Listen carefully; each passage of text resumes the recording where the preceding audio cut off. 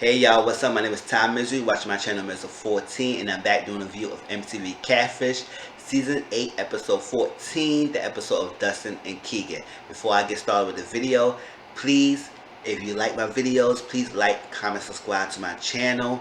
Share my videos. I appreciate all the support, the love that people are giving me, the watch views, and everything. I appreciate that. Y'all don't know how much it means to me to be someone who was nervous of doing this. I was nervous of doing YouTube, but I have enjoyed it. I built confidence. I love it, and I do appreciate people who give me feedback and comment and stuff like that. So I appreciate that. Next week I will be doing MTV Catfish and MTV Ghosted. MTV Ghosted is coming back. I did the first 8 episodes, so if y'all can, I'll probably put the playlist of this video so y'all can watch my MTV Ghosted so y'all can be caught up to next week, and I will continue that. And MTV Ghosted will be a quarantine edition as well, so they will be doing all the cases in their own homes, just like Catfish. So I appreciate it. And it was some wild stories last season. I mean, a lot of people didn't really care for it, but I enjoyed it and I reviewed it, and I got a lot of reviews on all my videos. So let's go into this Catfish episode. Alright, so Dustin and Keegan, they've been talking to each other for 8 years. Yes, 8 years. Now, Dustin wrote the show, and Dustin had a very touching email, and I was like, oh, I feel bad for him, because it's like a lot of other people was going through the same situation as him, and not everyone have the same positive, or even experience the positive outlook of being outed or being gay and having a positive connection. Some people will have family who accepted it. They say, okay, cool. Some people, they don't get that experience. And in Dustin's case, at 16 years old, he didn't get that experience. He was dating some boy. The boy outed him to his family because I guess it didn't work out, which I don't like what people do. That's punk move to out someone if you did not end up being with them anymore. It's like, move on, you move on, they move on, that's it. But why out the person? His family was very religious. Dustin's family was very religious, and the stepfather at the time did not like that, so he kicked Dustin out and sent him to conversion therapy, which I said that does not work. You do not convert someone out of being who they are. Sexual orientation. They are born with that. I'm not going to debate about it being a choice versus being born with it, because at the end of the day, if it was a choice, I don't think people would like to be getting beat, humiliated, ridiculed, discriminated against, all that stuff, being talked about, feel hated, all that stuff because they being gay. Getting outed, being kicked out by family, getting like tossed to the side. I don't think people want to be experiencing all that just about choice. I have a choice when I want to get a house. That's different. But I can have a choice if I'm connected, attracted to someone of the same sex. It's not a choice. So like that. So it is what it is.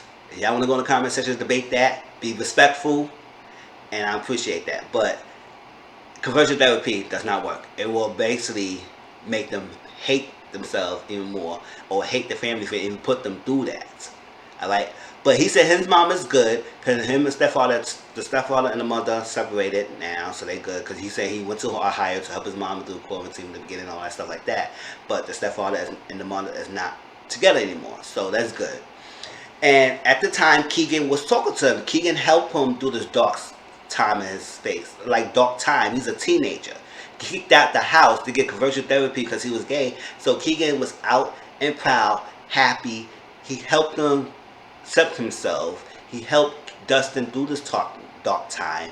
Helped him through finding himself, being happy with himself, accepting himself and everything. So he needs that. Sometimes when you don't have family, your own family who kick you out, you built your new family with friends and built that. And that's how a lot of people in the LGBTQ community find solace with friends who outside the family, especially their family kicked them out. They build their own family with people who went through the same experience, or who knows it, who could give them help and all that stuff. So that's how it was. And they was good, you know, they was talking, they was texting on the phone, but they never video chat. Never video chat or FaceTime. So I was like, wow, I never meet each other. Dustin was in Florida, while Keegan was in Vermont. Keegan moved to Boston, and he asked Dustin to move in with him. Dustin was going to go agree to move in with him, but at the time when they're about to do it, Keegan got in a relationship and he's gonna move in with that person. So since then, it's kind of like it was a ghosted. He ghosted basically Dustin for a while, and they didn't talk for a while until recently. Chloe was like, and then Dustin was going through a domestic violence situation, and for his boyfriend for 2 years, he got to get out himself out of it. So it was another dark time.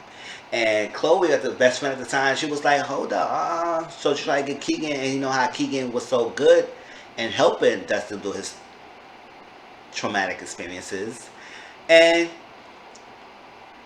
got him. And Keegan came and talked to Snapchat because Chloe gave Keegan Dustin Snapchat, and they been talking on Snapchat, and since then they been talking Snapchat Messenger.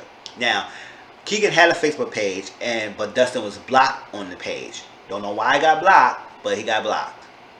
So he got blocked on the page, everything. So they had him talking on Snapchat, and so Cammy thought that Chloe could be Keegan because it's like very convenient that she was in this all this whole time, know about this. She didn't help mend no fences and all that stuff, but yeah, she was trying to get Keegan to talk to Dustin, who been ghosting him all this time. So, alright, so they been on and off, on and off. So I said, okay, cool. What's going on? They talked to Dustin. He explained himself. Now Dustin had some reservations about Keegan because he said he don't believe Keegan saying that he's an agent. He's a luxury rental real estate agent. And he said when he see pictures of Keegan always say he don't have any money, but he see Keegan in yacht places where you have money. So maybe he might have he might be a sugar baby. He may have somebody who was helping him give him money or give him money. That's a possibility. Okay, now the investigation. Alright, so, but yes, they were just saying that Keegan and him had a hot, cold relationship. They be good in one thing, and they get hot and heavy. They talk about relationships and everything. Dustin feel for Keegan. He wants to be with Keegan and all that stuff. Keegan was doing that, and then he get cold. It get hot. It's been on and off for 8 years. So that's that. Now investigation. Doing the investigation, they look at the pictures and everything. They came up with a person named Chloe. Chloe is supposed to be the best friend of Dustin. So Dustin page, and they messaged Chloe. Chloe never responded. So that's a dead on Chloe. Then they searched the pictures. They didn't even get nowhere with the pictures. Now they searched the Facebook pages that Dustin was blocked on. So they searched the pages, and they didn't really have much on that. Like one was ass picture, all that stuff like that. It was all craziness. Now they kept searching, and then they realized a comment made by this name named Cal. And Cal was mentioning, "Oh, this is us," or like that. Kind of like it was like best friends of relationship, whatever it is. Like they was close. Like Cal knew Keegan, they was close. And then we looked at Cal page. He was an older guy, and Cal and Keegan had different pictures together. So it was like, okay, where's the connection with Cal and Keegan? What is going on? It's like, okay, what? And then it was another post of this is us, we the best friends, all that stuff like that. So they still good friends. And now another post that Cal mentioned that, I can't tag you on this. It said, why you can't tag Keegan? So did Keegan block you too? Like, what's going on? So now they realized something going on. So they searched the new phone number that Dustin got from Keegan after he reconnected with him, and that phone number was Cal's. Excuse me. So it was like, what is going on here? What is going on here? Why is Cal number is showing up?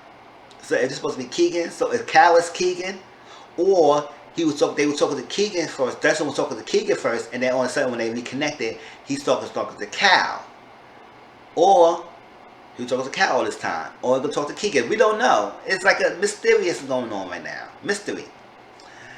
Alright, so they was like, okay, let's get back to Dustin. They told Dustin all this time. Let's talk Dustin all this time. So they got back, like talking more and stuff. Good. Now, yes, before that. They mentioned on Cal, it was a friend named Kerry. Kerry and Cal, they know each other, so they mentioned Kerry, and Kerry spawned back to Neve. Call Neve, she already saw the show, she know who Neve is, all that stuff like that. So Neve was trying to explain to her what he's doing, and she said, who is Cal catfishing? I said, girl, why you came out and said it like that? But I understand that because most people who watch the show and then Neve out of nowhere call you and say, "Oh, this is Neve? Yeah, this is Neve for catfish and stuff like that out there. I'm trying to stir up mysteries of you catfishing people, and I'm gonna talk to you like that." So it's not far fetched for her to say, "Oh, my friend is catfishing someone. What's going on?" He never said that, but you would come and ask Neve calling me, so it had to be something with catfish. So who catfishes who? Like, what's going on? Why you need my help? Like, that's what you would say. So, and then when Kimmy said, ask her if Cal is a sugar daddy. So Neve said, "Do you know if Cal is like a sugar daddy?" She said, "Hey, if I'm getting him in trouble, I ain't want to get him in trouble because he find himself in situations that he can't get himself out of. Like, he doing this and he get himself in one situation, then he get another one, and I don't know what's going on, so we trying to figure out how he got in that one."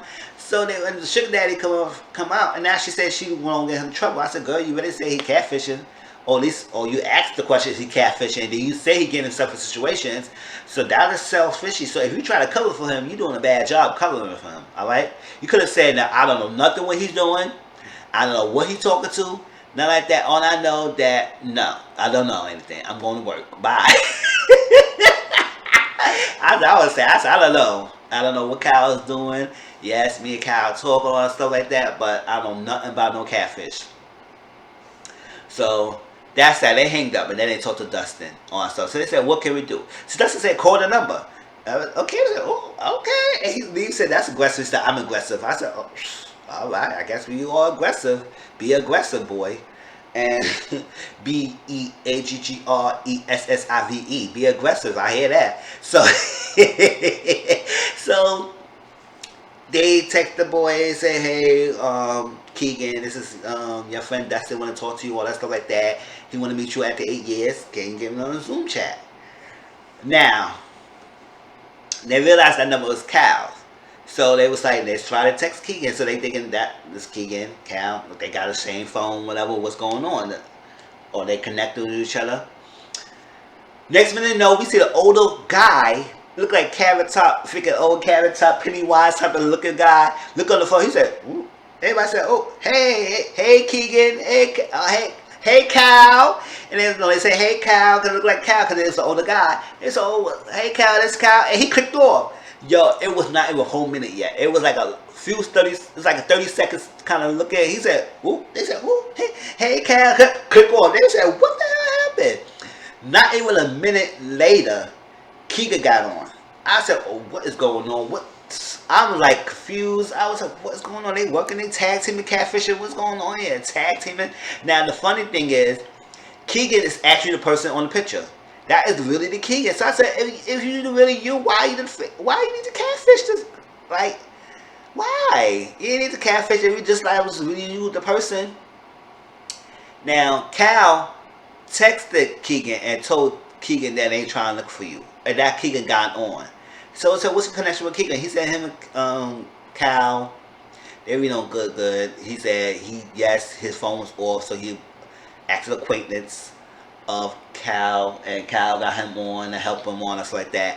And he made it clear that Cal was not his sugar daddy. He said, "No, I make my own money, honey. I came from the bottom of the top, honey. No, I make my own thing. I'm doing what I did do, and I did everything by myself, honey." I said, "Okay, calm down with all this, bobblehead." So do all that, and then he explained why he wasn't really interested in video chatting or meeting him, because he was like, "Listen, at the time I was in foster care, it was not good for me to be face chatting and on top like that. Then I went to Florida and I was dealing with the death of my boyfriend. It was that I was going to a lot of dark headspace in myself. I was in negative space and had negative energies, and I didn't want to talk to you all that sort. So I had to get myself together. So yes, I saw what was going in and out like you."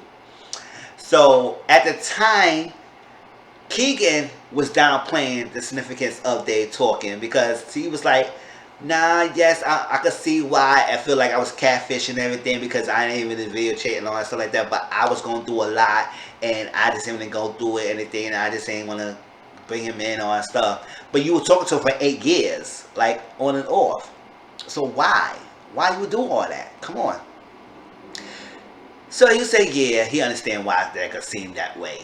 And he said, "No, I didn't really want to be in a relationship with Dustin. I just wanted to be friends and all that stuff. And yes, I was talking to him about romance stuff, but I ain't want to go any further than that, and it was gonna be a friendship, all that stuff. So now, he's downplaying it.